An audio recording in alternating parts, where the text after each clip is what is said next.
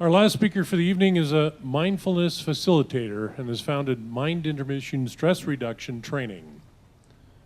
Dorota can help you with your team to reduce stress in everyday corporate life.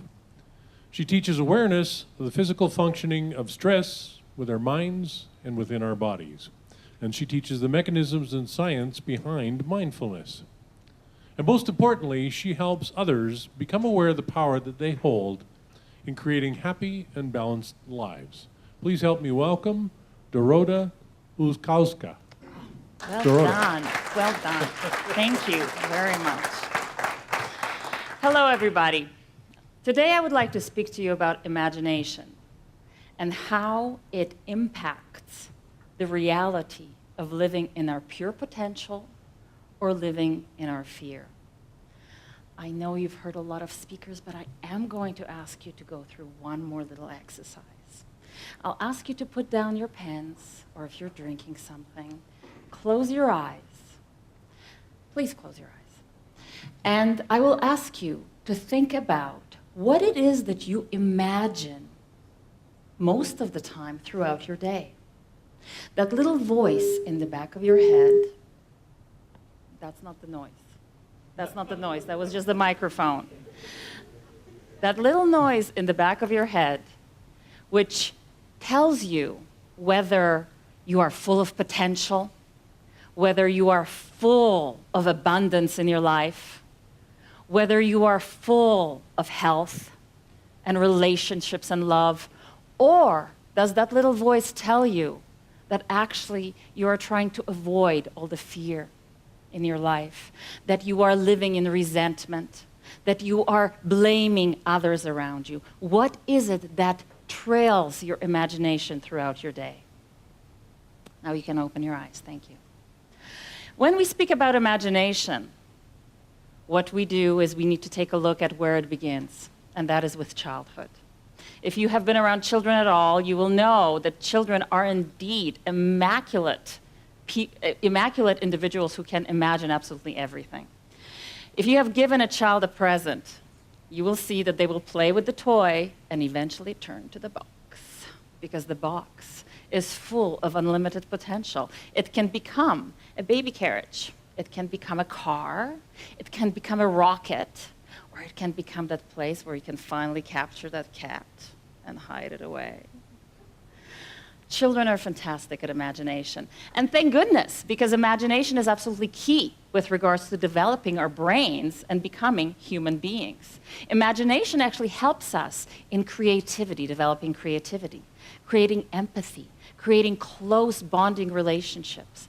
Also, imagination literally teaches us how to learn concepts such as math, history, language, and how to perceive our lives. Thank God children imagine as much as they do. But then we start to grow up, hit our 30s, our 40s, and then what happens? Facts, people, facts. We have set goals. We have direction. We don't have time for imagination. That is left for the artists and the hippies. Come on, we are bound to achieve. We have responsibilities. Imagination doesn't only take the back seat, it literally goes back to the attic. That is absolutely fine. However, what I am here to remind all of you is that our brains are continuously malleable throughout our lives. Our brains change literally from day to day. We restructure the neuron connections within our brain through our experiences, our environment, the beliefs we hold, the perceptions we hold. That saying that you can't teach an old dog new tricks, I'm sorry, that's a lie. If you have been using it as an excuse, I'm sorry, but you can't anymore, because the science tells us that indeed our brain continuously rebuilds itself. Having said this, imagination plays just as important of a role. What imagination does is it actually helps us rebuild those connections and either degenerate our brain or actually increase our functioning. And that is something that a lot of people are not aware of. So here's the kicker. And this is something that I was very surprised about. Imagination and reality are considered the same thing by the brain. How we connect our neurons actually is this identical thing when we experience something physically versus if we imagine it.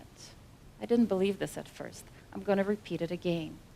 Our brain does not tell the difference between what is experienced physically and what is imagined.